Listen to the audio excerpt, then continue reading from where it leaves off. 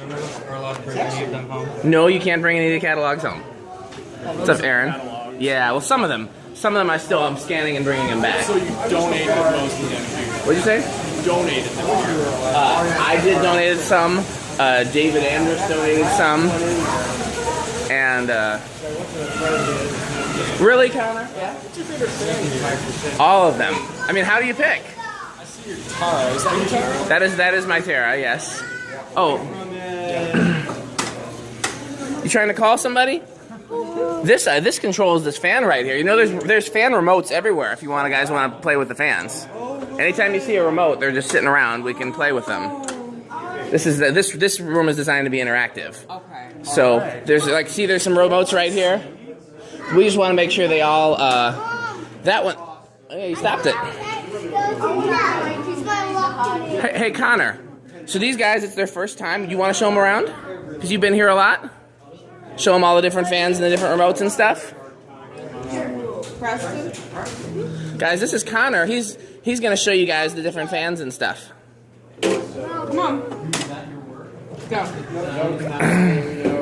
So this is what happens to people who touch fans they're not supposed to. You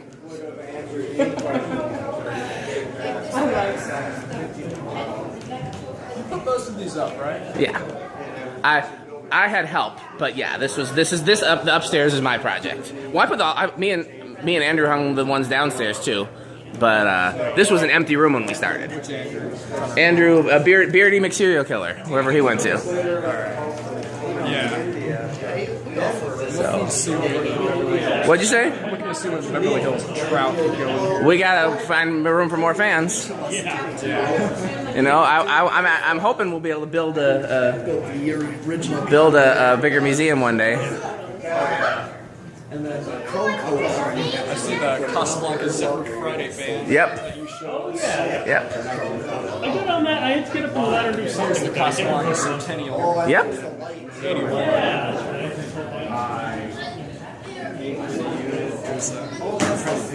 Logan made it up. What year is this from?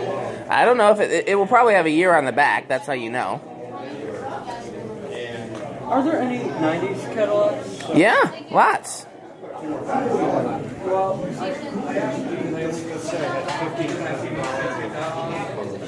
Well, they're all different ones. Yeah.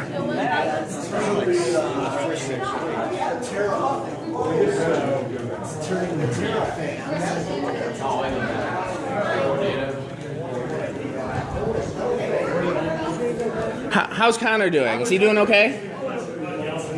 Should we let him eat or not? You know, if you're not a good tour guide, you don't get lunch. You gotta do a really good job. Pressure's on, Connor. After you're done showing them the remote fans, you should show them the X10. So that goes to this way right there. So Connor just happened to visit the museum for his first time when I was in here working and putting all these fans up. He just showed up on a day that I was on ladders and stuff. And that was pretty cool. I still remember the entire backstory of when I met you. Yeah, that was a pretty cool story. How old were you? I was 8 years old. 8 years old? I thought you were younger than that. No, I was 8. Okay, I believe you. You know how old you are.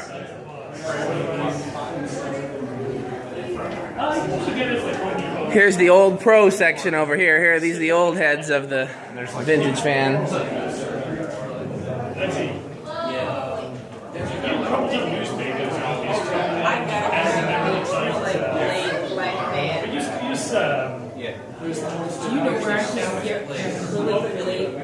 A what? I don't know if they make them anymore, to be honest. Like, this is from the 80s. You know, I mean, sometimes, you know, people obviously bring older stuff to sell in the parking lot afterwards, but those are pretty rare. Harbor Breeze, they made like a fan like 10 years ago. It was called a Harbor Breeze Continuum, and it had clear plexiglass Cool. that had a light. I got that Beverly Hills clear one back there that we're going to hang one day. They do turn up, but you know, I would keep an eye on eBay. I mean, you can ask Tom, but I don't think they make anything remotely like that anymore. I think it's kind of a dated style that that's not marketable right now.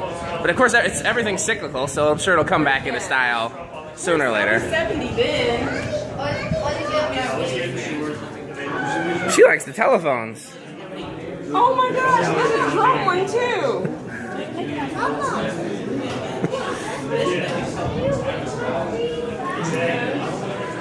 You figured out how to work them? Low doesn't work? Let me see. It's on low right now. And then, oh, the remote doesn't work. Yeah, there you go. And then let's put on high. Now it's on high. Sometimes you gotta push it harder, sometimes you gotta push it a couple times, but it works. If it didn't work, it would need a new battery, and we got plenty of batteries. What's up, Brian, fan of fans? What's up, Dan?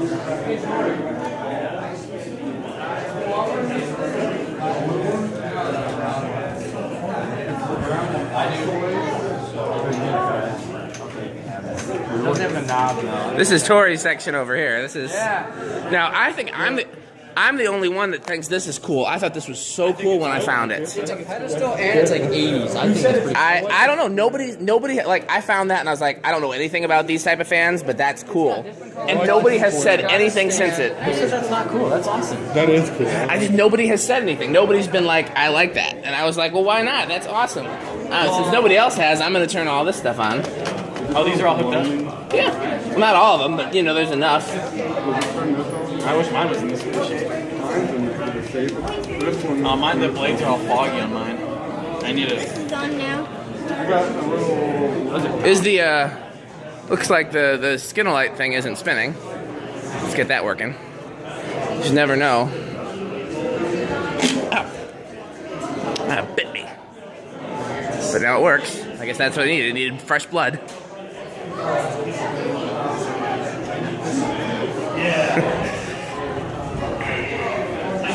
They having fun yet? Oh yeah. They're enjoying it and I'm certainly learning a lot.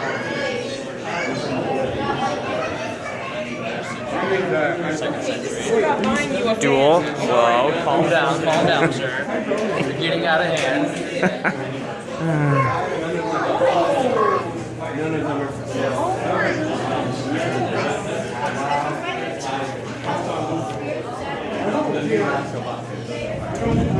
You guarding the door, Jeff? Thank you. No. Where are the 90s catalogs? Everything we have, except for the stuff that I took to scan and haven't finished scanning yet, is over there. So, what'd you say? Over there. In that bookshelf. That's where all the catalogs are. There's some stuff that I took to scan and my wife hasn't finished scanning it for me, so I haven't brought it back yet. But everything that we have that's not in there that I know of is on that shelf. So some more 90s? There should be some 90s ones in there, yes. There should be some 70s, 80s, 90s, 2000s all in there. They cut them out of cardboard and they glued it on a can-like wallpaper. Kind of looked like that. And they couldn't have a motor on it for camera noise. So I extended the shaft out, and during filming, if you ever watched the movie... What movie is this? Because I'm just catching the tail end of the story on camera. Down out in Beverly Hills, somebody spun it with their fingers.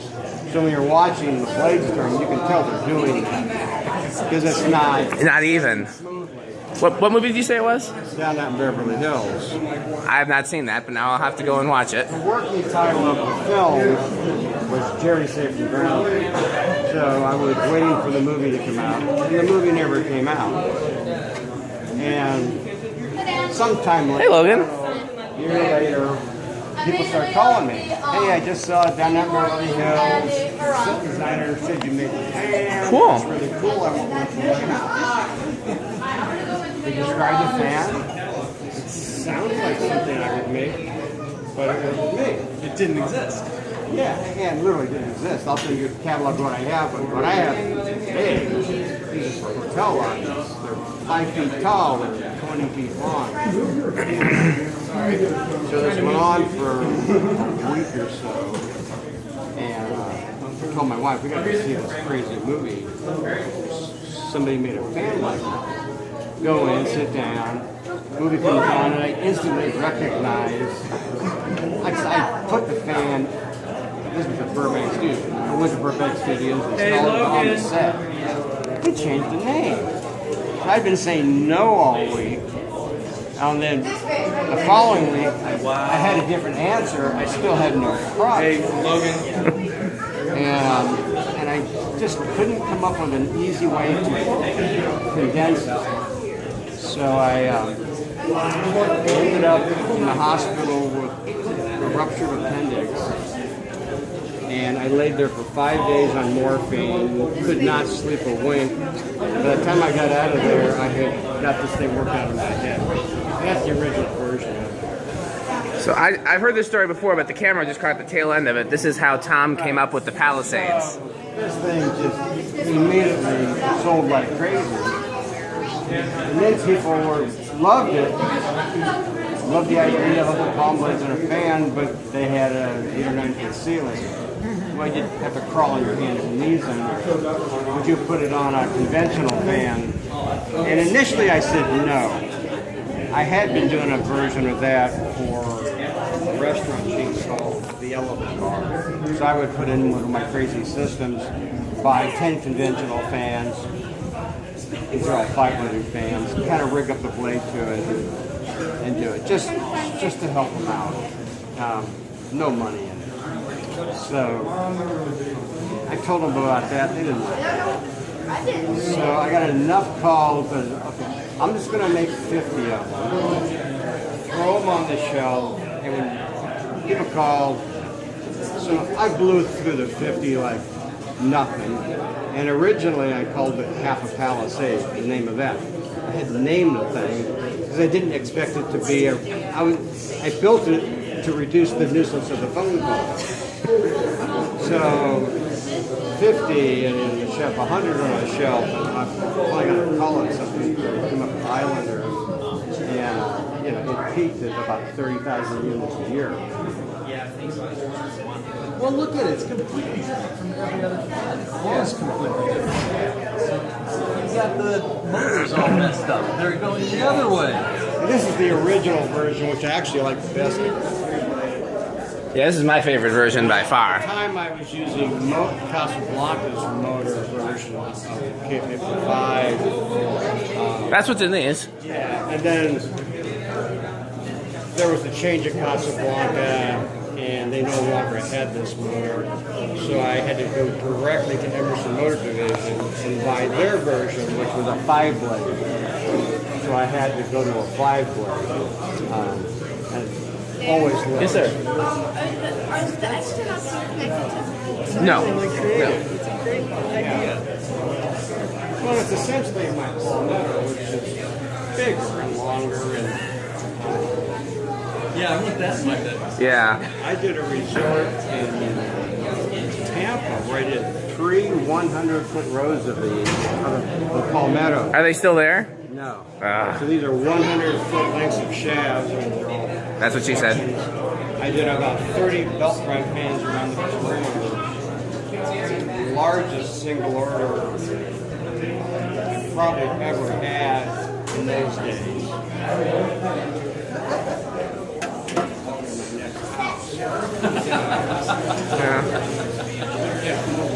Yeah. Now, I didn't catch it on camera, so hopefully you can remember the story that you were telling earlier about starting out of your garage with $200, because that would be a good one to... 215. What did you say? Oh, okay, yeah, sorry. I can spot you 5, we can make it up to 220. I had to answer that question recently for another reason. Everything that we have right now, as far as I know, is over there. I went through a period of time where I was looking for about 1,000 feet of commercial retail space that I was doing this in. And so I was going here. Oh, they're going here. vintage. They're old catalogs that they can look. They're in the museum. If you want a Fanimation catalog, we'll get you Fanimation. We can definitely get you Fanimation. Tom, when he's done telling the story, we'll tell you over that. We'll find that goes. I'm enjoying the story though, so. I couldn't even make the security deposit, never mind first month and last month's rent. And so I drove home and I'm really discouraged. The founder of Casablanca offered me, he had a building way out in Ontario, California. He had just bought it, whole other story behind that. And he said, if you want to corner that, just pay your portion of the light bill and everything, you can do that.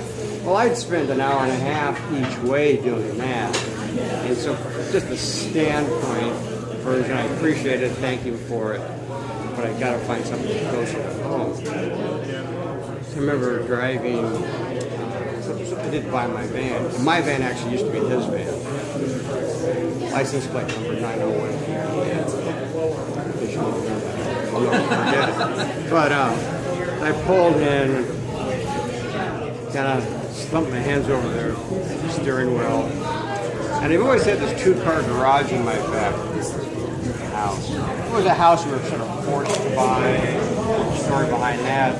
And I had never been able to... I don't know if we should be going through this. I don't know what this stuff is for the dentist chair, so maybe we should be careful of this stuff here, okay? You guys see the little Tom doll? Oh, is that? That's before he had the beard, though. He's got the shirt, though. So let's see if we can get that tail end of the story. So I know what I got to do. So I got out, grabbed my toolbox, tore the garage door down, tore it off. Now I'm looking with big empty space. That's when I really realized how many holes were in the ceiling, why there was no floor on the floor. So I went to Home Depot, and they were having a special on shingles. The probably were seconds. They couldn't be sold as first-rate roofing shingles. The only ones they had were green, and I had a brown roof. So I bought a couple stacks, got up there, patched all the holes. Yeah, leave the pull chains on high and just control it with the remote, okay? The house was white. Somebody probably already messed with the pull chains. And it was a wood-sided house. The guy that owned it had expected to build a two-story kind of granny house back there. Never did. And so it was sort of this faded, beige yellow color. It is painted really bad. So getting back to Home Depot, and this is back in the day where you'd go in with a colored chip, and they had a really crude system for matching it. It'd mix up a couple gallons, you'd check it, half the time it didn't match. But they didn't charge you for it. They just stuck it on the shelf, threw $5 on it, and did it again. So, oh, we'll do that in a second. I want to hear Tom's story though, so I'm waiting for his story to be done before we do anything else. Go in there with the color thing and ask for 10 gallons. It wouldn't come out quite right because they gave them the wrong color. Buy the paint they really wanted for next to nothing. They caught on to that. They started making you pay for the paint up first. But this was still when they were doing it. So there was 2 gallons of brown exterior paint and a little dab on top. It didn't seem that dark.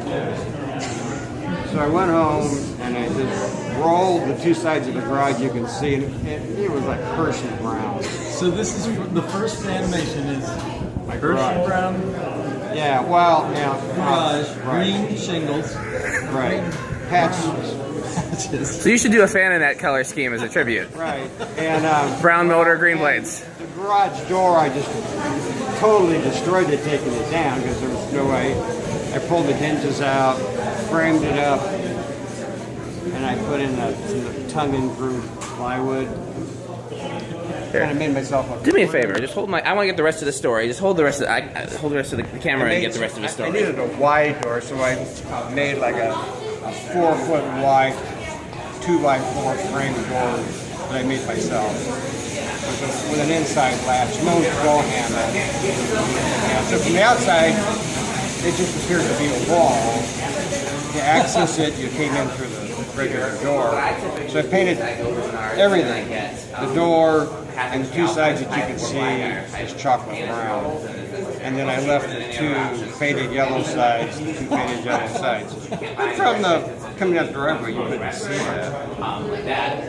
There was a carport just beyond it that I never did, and a covered porch. We never really used. So as I was buying inventory, in the garage I had my drafting table, a workbench, a roll press. And you were still alone? Yeah. Still just you? Oh, I was away for a long time. After my first order that required cutting wood shaft with a hacksaw, I went out and I bought a metal cutting saw.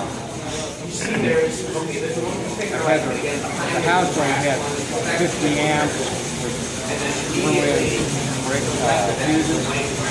So I ran a cable to the garage. The garage had been electrified at one time, but there was no connection that I could see. So I just ran one, hooked it to the garage, wrapped it, ran it in, hooked it up. And the drill press I ended up with, was everything I had was three-phase. I didn't have three-phase, but I had my grandfather's old China with a single-phase motor, too high in RPM. But slapped it on there, so drill press turned too fast. But I made it work. But when I would turn the drill press on, the lights in the house would go and come back up. And no room for inventory. There's a workbench drafting table, some shelves, small parts. And so when I would make a list for my order, and I really couldn't afford anymore, I didn't have any room for it. So I would put parts in the garage. Hands require a lot of tuning to do this thing, so I was able to keep it under the carport dry. And I just bought off-the-shelf cardboard boxes. If I need something bigger, I would just staple them together. Peanut foam is still the packing foam of choice, sort of precast components. So I hung peanut, those canvas bags for a tree in the backyard. And then move the box under? Yeah, and so I would pack boxes on the lawn. And the birds would get into this stuff, get confused, and die. No. So I'd be filling up a box, dead birds, you know. And then I was a peanut foam blowing around. It would gather along the fence and everything. Really annoying. I found a great solution to it. I had one of those, I don't know, maybe a 2-gallon insecticide sprayer. I fill it full of gasoline. When you spray gasoline on peanut foam, really, it just disappears. So it kills anything else. But it was a quick way of getting rid of all the peanut foam. I'm sure I was poisoning the environment, something awful, but it was a quick way to do it. And I worked out of the garage for about a year and a half. Were you married at the time? Yeah, very hard, but I wanted to treat it. I had several friends who had done similar things and all had gone out of business because they would work out in the garage and treat it too casually. You know, get out there eventually someday, work late. It just was not a way to do it, so I cut my deal away. When I walk out that back door, I am at work, just like any other job. I'm not going back in. I had a green plywood porta potty brought in and set at the back. I got a picture of it down the way. And I did not go back in the house. At lunchtime, I would go to Wendy's or something. And sometime after 5 o'clock, I'd come back in the house. So that worked really well. It was very inconvenient. That large order I described going to Tampa, it filled a 45-foot trailer. Well, it was already difficult for UPS or anybody to pull up. UPS could pull up in my driveway, but an 18-wheeler would have to park and stop in the street. Fortunately, it was 2 lanes. We were on the 210 freeway, the only freeway that would pass the It was annoying, people went wrong, but it worked. So now I got this huge order going to Tampa, and I packed it, and I got it all stacked in the driveway, called it in. They never showed up. What happened once in a while, the driver would make a decision, I don't have the room, it would get ignored. Where do I put it all? So I filled the garage, I filled the carport, I filled the... Not at all scared of skeleton, though. Not at all phased. Screened-in porch. Stacked. So where did the skeleton come from? This was a museum visitor. That what did they touch, or how did the... This was employee number 3. Oh, okay. He complained a lot and wanted paychecks and things like that. I was unfamiliar with the concept. Yeah. I finally paid him, but it was a little late. So, drug it all back in. Called him. Told him how much work that was, how important it was to me. They apologized, gave me some explanation. So the next morning, I drag it all out, haul it in. Other than that, about 10 o'clock it starts pouring rain. And this is just brown corrugated box. I had no idea. I had to throw it back inside. Drug it all back inside. Anywhere I could. I even used the front porch this time. I knew it was going to be a short rain. And by noon it was dry again. I drug it all out, stacked it up. Hey guys, you guys want to spin down? They never showed up. Second day, Let me go find them. Third day, now I'm really pissed. Let me see if we got anything in the. Talked to somebody else at Yellow Crate. Got it all stacked up again. Got picked up. But I didn't have a hand truck or. This is going California to Tampa. Yeah. That's a big cost for. It didn't cost me anything but time and aggravation. When you're working alone, your time is sort of meaningless. There were a lot of times I would have an installation in a local restaurant, maybe within an hour or two, and I wouldn't finish it before 4 a.m. because it wasn't like I had somebody I could ask to stay late. So I usually all night, throw the day and go to bed. I didn't hire anybody full time until about the 3rd or 4th year. So this is Tommy. He lives in McHenry. This is Ronnie. If I would have started, I never had any credit line or anything. So it's a second employee in the backyard? Is a second employee in the backyard as opposed to...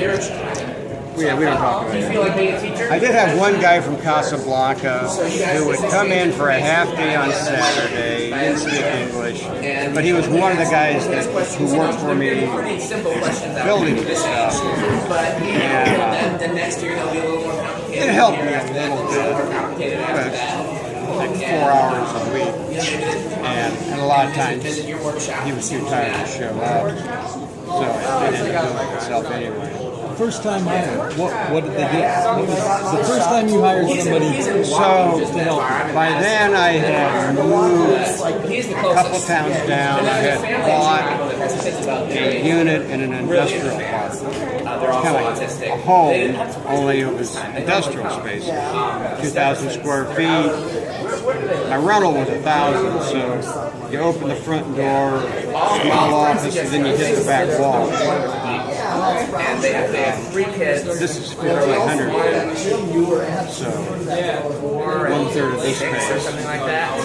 And the older ones are And so I was able to do that for about 3 years. the middle one is like There was a larger unit available across the parking lot. Talked to the leasing agent. He said, yeah. It's available. A lot more money than I really wanted to pay. He goes, but why don't you buy a space? So I can barely afford that. This is legendary fan house. That's what we call this place. I got a deal for you, but it's out in Monrovia. So Pasadena is north of LA. And then you have Arcadia, then you have Monrovia, and then you're in the desert. So I looked at it. Price was really reasonable for 1,000 square feet. So we got everything on high yet? And because it was a condo unit, a lot of your insurance was already part of the association fee, your trash pickup, your security, your maintenance. None of those things that I would have had to have done had I rented a space. And with the deposit I had at the time, it was cheaper than the space I was in, and I would be buying. And they would tear up my lease because it was the same guy. So I did it. And I was in there really until I came here to Indiana. What'd you say, Ray? Everything's on high? Next door to me was a shop that made custom phones. 5, 4, 3, 2, 1. What's the point of the town? I never thought about it. Just to be excited about it. So I guess. they know when it starts, Yeah. and when it starts Just to build suspense. Yes. You like to count. I do. I'm really proud that I can go all the way from 5 to 2. I think is where I stopped. That's about my accounting skills. But you know, I gotta show off what I got. So it was great. It was much larger. It had 2 offices. It had a staircase that went up to a loft that I could use for storage. Is the brand name. It was a prize on Wheel of Fortune in 1980. You know, I had like, I don't know, 800 feet of space now to work. I love it. I hate it, love it at the same time. Regular roll-up door. I still lived in Pasadena, so it was convenient. And since everything was shared, just the trash was a huge savings. My insurance was cheap. This is back in the day of 10% interest rates, but even with that factored in, it was still on a monthly basis cheaper than my rental space, and I was building some equity. So any place I was ever at, I outgrew, and I outgrew that pretty quick. And then the whole other story why we moved to Indiana, but partly, yeah. That's the reason for the